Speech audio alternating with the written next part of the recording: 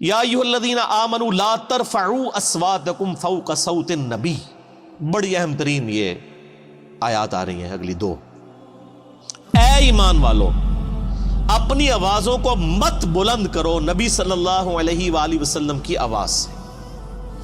وَلَا تَجْهَرُوا لَهُ بِالْقَوْلِ كَجَهْرِ بَعْضِكُمْ لِبَعْضٍ، اور آپ صلی اللہ علیہ وآلہ وسلم کے ساتھ اس طریقے سے اونچی آواز میں گفتگو مت کرو جس طرح تم آپس میں ایک دوسرے کے ساتھ کرتے ہو.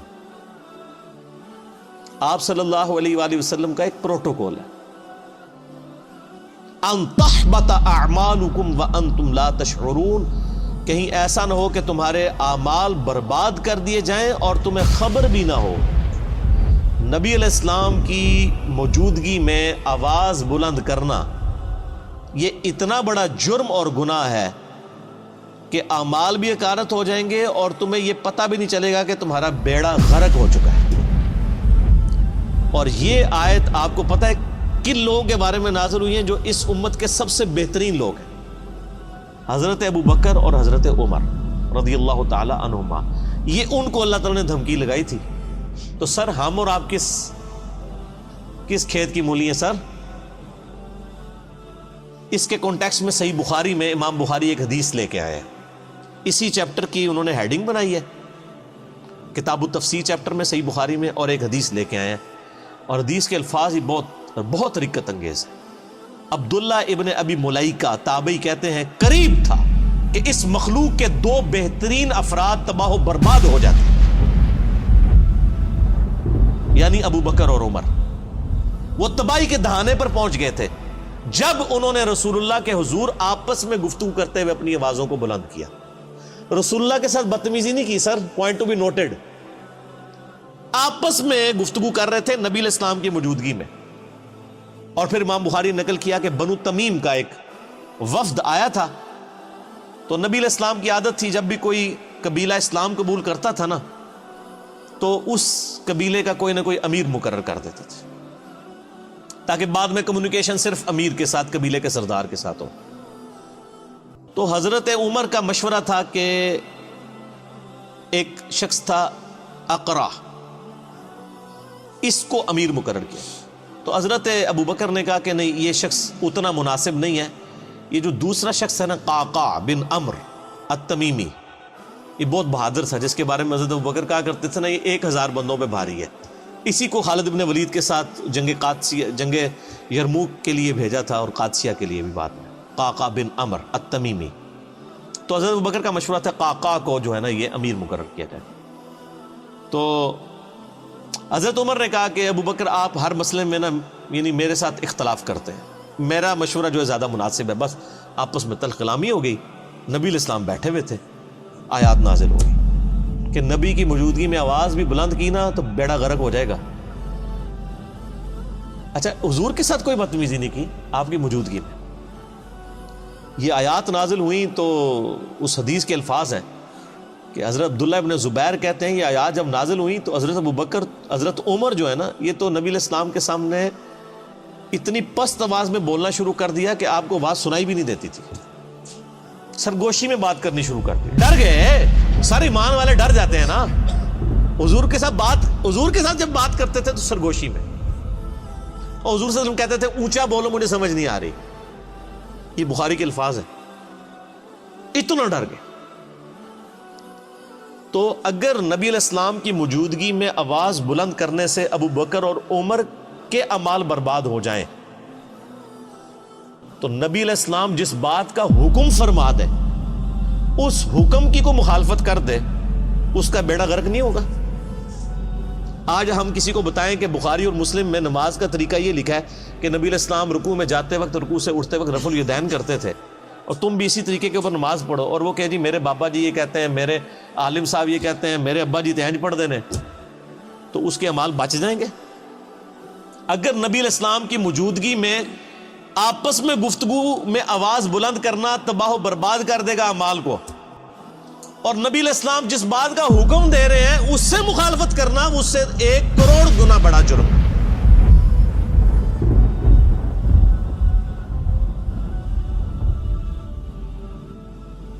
ایک چیز آپ نے حکم فرما دی، اس سے مخالفت کرنا دین میں یعنی جتنی بھی چیزیں وہ اس سے بڑا جرم ہے. اس کے اندر امپلائڈ ہے یہ چیز. یہ نہ سمجھے کہ یہ حضرت ابوبکر عمر کے لیے اور آج جناب ہماری تو خیر ہے جو مرضی کرتے رہے, ہم نے کون سا حضور کے پاس جا کے بیٹھنا ہے کہ ہماری آواز بلند ہوگی. اسی آیت کے تحت تمام محدثین اور مفسرین لکھتے آئے ہیں کہ نبی علیہ السلام کی وفات کے بعد بھی قبر رسول کے اوپر آواز بلند کرنا اسی طریقے سے گستاخی ہے جس طرح کہ اس زمانے میں نبی علیہ السلام کی موجودگی میں. حتیٰ کہ صحیح بخاری میں موجود ہے, حضرت عمر ایک دفعہ رضی اللہ تعالیٰ عنہ مسجد نبوی میں, یعنی آپ نے دو بندوں کی گفتگو اونچی آواز سے سنی, آپ نے بلایا کدھر کے رہنے والے, وہ کہنے لگے ہم طائف سے ہیں.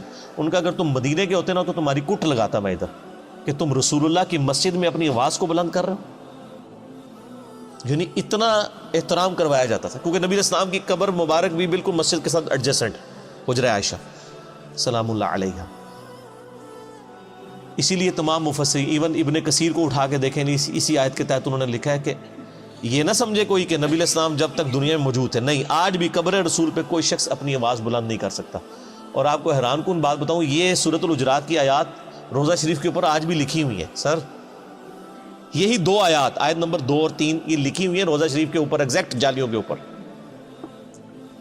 جب حضرت ابوبکر عمر نے نبی علیہ السلام کے بارے میں اتنی احتیاط شروع کر دی نا, تو پھر اگلی آیات بھی نازل ہو گئی. ان الذین یغضون اصواتهم عند رسول اللہ, بے شک وہ لوگ جو اپنی آوازوں کو دھیما رکھتے ہیں رسول اللہ کی بارگاہ میں. اولئک الذین امتحن اللہ قلوبہم للتقوی, یہی وہ لوگ ہیں جن کے دلوں کو اللہ نے پرہیزگاری کے لیے چن لیا ہے. یعنی پرہیزگاری کا کرائٹیریا ہے تعظیم رسول صلی اللہ علیہ وآلہ وسلم. جو جتنا آپ صلی اللہ علیہ وآلہ وسلم کی عزت اور توقیر کرنے والا ہے وہ اتنا ہی متقی اور پرہیزگار ہے. اگر حضرت ابوبکر اور عمر رضی اللہ تعالی عنہما کی تقوی کا ٹیسٹ رسول اللہ کا ادب ہے تو سر پھر ہم لوگ پھر کس کھاتے میں آتے ہیں؟ اور یہ جو کچھ آج ہو رہا ہے کہ ہم لوگوں کو کتاب و سنت سے تعلیمات بتاتے ہیں اور لوگ اپنے بابوں کے شعر پڑھنا شروع کر دیتے ہیں, بابوں کی کتابیں لے کے آ جاتے ہیں. یہ کیا گستاخانہ رسول نہیں ہے؟ یہ بھی اسی لیول کے بلکہ اس سے بڑے گستاخانہ رسول ہوں گے کہ اگر یہ نبی علیہ السلام کی موجودگی میں آواز بلند کرتے, وہ چھوٹا جرم ہے اس مقابلے میں کہ آپ کوئی حکم دیں اور آپ کہیں جی میں نے تو اس پہ نہیں چلنا, میں نے تو اس چیز پہ چلنا. بہت بڑا لمحہ فکر. اسی کے تحت بخاری میں ایک اور حدیث ہے, ایک صحابی کی نیچرلی آواز اونچی تھی. جب یہ آیات نازل ہوئی نا, انہوں نے مسجد میں آنا ہی چھوڑ دیا, سر گھر بیٹھ گئے. نبی علیہ السلام نے پوچھا 3-4 دن ہوئے وہ بندہ نظر نہیں آ رہا, پتہ کرو بیمار ہے کیا ہے. پتہ کرنے گئے تو انہوں نے کہا جی میرے قرآن میں تو آیات نازل ہو گئی کہ جس کی آواز بھی بلند ہوئی تو مارا گیا, تو میری تو آواز ویسے ہی اونچی ہے, تو میں تو پھر وہاں پہ گیا تو میرا تو بیڑا غرق ہو جائے گا. اور وہ یہ سمجھ رہے کہ میرے بارے میں نازل ہوئی ہے, انہوں نے خود ہی ایزیوم کر لیا. نبی علیہ السلام نے پھر پیغام بھجوایا کہ وہ مومن ہے, اس کی آواز نیچرل اونچی ہے, اس کو تیرے بارے میں مسئلہ کوئی نہیں ہے. یعنی ان کی نیچرل آواز تھی تو ان کو بینیفٹ آف ڈاؤٹ دیا گیا کہ یہ اونچا بولتے ہیں, وہ علیحدہ معاملہ ہے. یہ ان لوگوں کے بارے میں یعنی کہ آپ علیہ السلام کی موجودگی میں جو جان بوجھ کے کوئی جھگڑا کر کے آواز بلند کریں, اس طرح کی صورت ہے. ویسے اگر کوئی بولنے میں ویسے جس کی آواز بلند ہے تو اس کو بینیفٹ آف ڈاؤٹ دیا گیا, یعنی یہی دین فطرت ہے نا. تو بہر صحابہ کرام کو آپ دیکھ لیں, اللہ فرماتا ہے ان کے دلوں کو ہم نے تقوی کے لیے چن لیا ہے. جو رسول اللہ کے حضور اپنی آوازوں کو پست کرتے ہیں, لہم مغفرۃ و اجر عظیم, ان کے لیے مغفرت بھی ہے اور بہت بڑا اجر ہے. جو نبی علیہ السلام کا ادب کرنے والے لوگ ہیں, آپ علیہ السلام کی بارگاہ میں مؤدب بن کے بیٹھتے ہیں. رسول اللہ علیہ وسلم کا ادب آج بھی اسی طریقے سے. قبر رسول کے سامنے یہ آیات اوپر لکھی ہوئی ہیں روضہ شریف کے اوپر, اور وہاں پر بھی یعنی آپس میں تو گفتگو کرنی نہیں چاہیے کسی کو, اشاروں کے ساتھ گفتگو. اور آپ دیکھیں وہاں پہ جو لوگ یعنی انہوں نے لوگ کھڑے کیے ہوتے ہیں نا, یعنی وہاں پہ شرطے عرب حکومت کی طرف سے, تو وہ باقاعدہ یعنی لوگوں کو اشارے سے سمجھا رہے ہوتے ہیں, وہ اپنی آواز نہیں وہاں پہ نکالتے. ٹھیک ہے. اور ہمارے ماشاءاللہ پاکستانی اسلام عرض کرنے کے لیے جاتے ہیں نا تو پھر جالیوں کے سامنے کھڑے ہی ہو جاتے ہیں. وہ یہ بھول جاتے ہیں کہ پیچھے ہزاروں لوگ ہیں جو باب السلام سے داخل ہو کے باب البقیع سے انہوں نے باہر نکلنا ہے. یعنی ایک طرف سے لوگ داخل ہوتے ہیں اور پھر روضہ شریف پہ حاضری دے کے دوسرے دروازے سے باہر نکلنا ہے. اگر بیچ میں لوگ کھڑے ہو جائیں تو پچھلے والوں نے حاضری کیسے دینی ہے؟ تو چند لمحات کے لیے آپ کھڑے ہوں, صلاۃ و سلام عرض کریں, وہ 4 کتابوں میں صحیح سند کے ساتھ آیا ہے،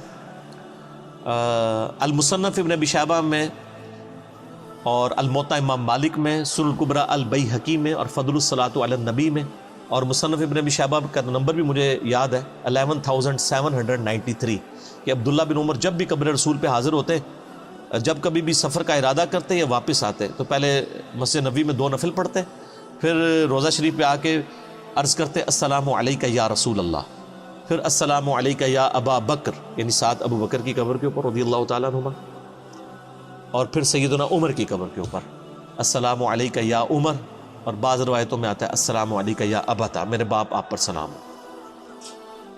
اور ابو داؤد میں حدیث ہے کہ میری قبر پہ میلہ نہ لگا لینا، دنیا کے کسی بھی حصے میں درود پڑھو گے اللہ تعالیٰ تمہارا درود میرے تک پہنچا دے گا۔ تو درود پڑھنے کے لیے بھی وہاں پہ میلہ نہیں لگایا جا سکتا، وہ لوگ پورا جناب وہ صلاۃ و سلام شروع ہوتے ہیں، پھر وہ آدھا گھنٹہ کھڑے رہتے ہیں، پھر سیلفیاں بنا رہے ہوتے ہیں، پھر ویڈیو ریکارڈ کر رہے ہوتے ہیں اور سمجھ رہے ہوتے ہیں کہ نیکی کا کام کر رہے ہیں۔ نبی علیہ السلام فرمایا کہ درود و سلام کے لیے بھی میری قبر پہ میلہ نہیں لگانا، یعنی سب سے بہترین کام روضہ شریف پہ کیا ہو سکتا ہے؟ صلاۃ و سلام عرض کرنا۔ درود شریف صحیح مسلم میں حدیث ہے جو ایک دفعہ درود شریف پڑھے اللہ تعالیٰ اس پہ 10 رحمتیں نازل فرمائے گا، سنن نسائی میں موجود ہے، 10 رحمتیں بھی نازل فرمائے گا، 10 گناہ بھی معاف کر دے گا، 10 درجات بھی بلند کر دے گا۔ ٹھیک ہے، لیکن فرمایا میری قبر پہ میلہ نہیں لگانا، درود کے لیے بھی سلام عرض کریں، دوسرے باہر نکلے باہر بیٹھ کے درود شریف پڑھیں، دنیا کے کسی حصے میں بھی پڑھیں گے سلام پہنچ جائے گا۔ سنن نسائی میں حدیث ہے کہ کچھ فرشتے ہیں جو زمین میں سیاحت کرتے ہیں اور میرے امتیوں کا سلام میرے تک پہنچاتے رہتے ہیں۔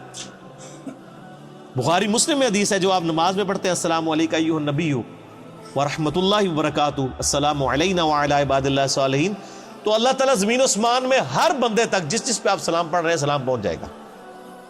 السلام علینا وعلی عباد اللہ الصالحین، عباد اللہ الصالحین میں تمام انبیاء، تمام فرشتے، تمام صحابہ اور صحیح العقیدہ جو اولیاء اللہ گزرے ہیں وہ سارے کے سارے شامل ہیں، اللہ تعالیٰ سلام پہنچا۔